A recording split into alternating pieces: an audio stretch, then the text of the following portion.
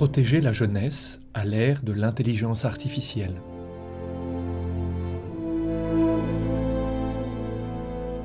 L'innovation rapide en intelligence artificielle promet de profondes transformations. La question de son coût environnemental semble déjà admise. On perçoit moins, cependant, les effets et les graves inquiétudes quant au bien-être des enfants. Quel coût psychique sommes-nous prêts à payer pour le développement de l'intelligence artificielle? Le pape Léon XIV a exprimé cette même préoccupation à la Fondation pour la recherche sur l'enfance et l'adolescence à l'ère du numérique. L'intelligence artificielle soulève d'importantes questions éthiques, dit le pape, en ce qui concerne la protection de la dignité et du bien-être des mineurs. Les agents conversationnels, qu'on appelle des chatbots, alimentés par de grands modèles de langage, connaissent une popularité croissante sur des plateformes telles que ChatGPT ou Character.ai. S'ils apportent une aide réelle en santé mentale pour des personnes âgées, ou s'ils aident à apprendre des langues, ils présentent des risques importants comme l'isolement ou l'exposition à des abus et à des suicides. La santé mentale des jeunes se dégrade dans le monde et le suicide est désormais l'une des 3 principales causes de décès chez les jeunes de 10 à 19 ans. Le coût mondial des problèmes de santé mentale pourrait dépasser les 5 000 milliards d'euros d'ici 2030. Les pays doivent créer ensemble une instance internationale sur l'intelligence artificielle et protéger le bien-être des enfants avec des standards stricts pour les agents conversationnels. Les entreprises d'intelligence artificielle doivent démontrer l'absence de risque pour les jeunes avant tout déploiement à grande échelle. Toute technologie porte un projet politique.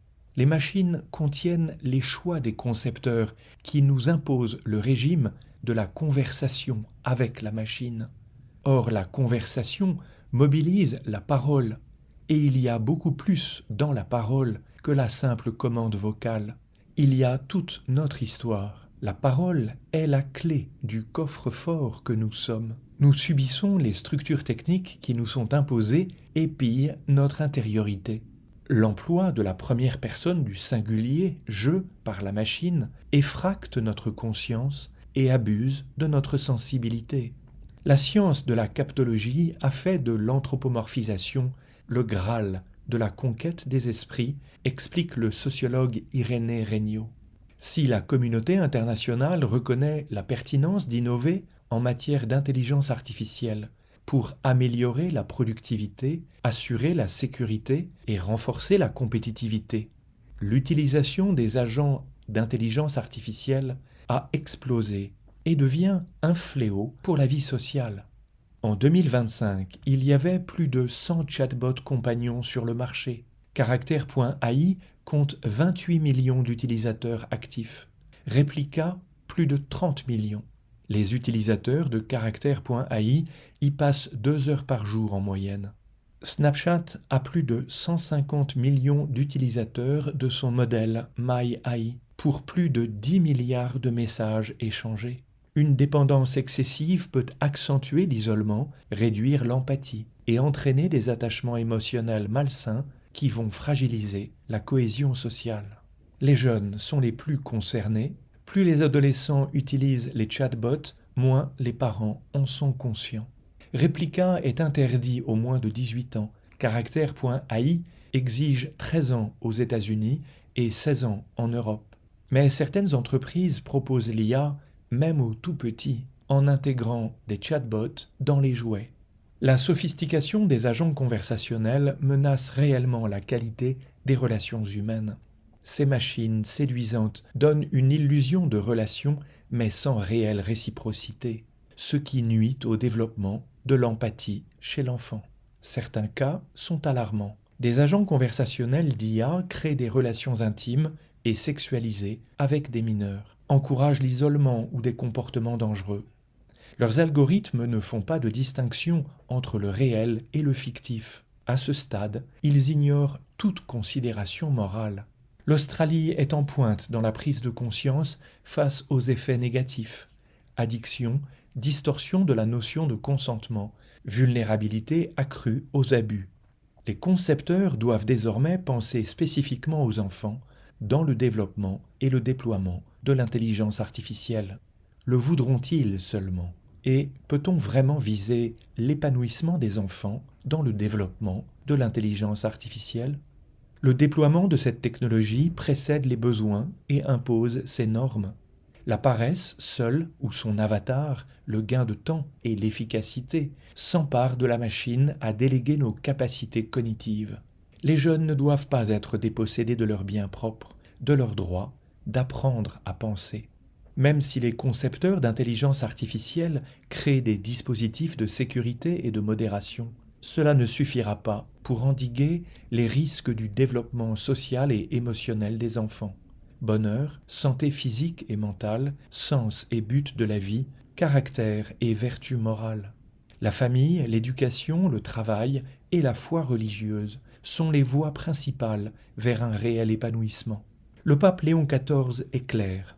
Il faut comprendre les risques que l'utilisation de l'IA et l'accès numérique précoce, illimité et non contrôlé peut poser aux relations et au développement des jeunes, dit-il. Protéger la spécificité et l'interdépendance humaine qui doivent toujours être guidées par le respect pour la dignité humaine en tant que valeur fondamentale. Le pape ajoute, ce n'est qu'en adoptant une approche éducative, éthique et responsable qu'il sera possible de garantir que l'intelligence artificielle ne représente pas une menace dans la croissance et le développement des enfants et des adolescents. Les entreprises d'intelligence artificielle ont donc la responsabilité de tenir compte de la fragilité des enfants et de leur droit à un environnement sûr et sans danger. La rapidité de leurs innovations dépasse les cadres légaux. Leur conscience éthique est alors décisive.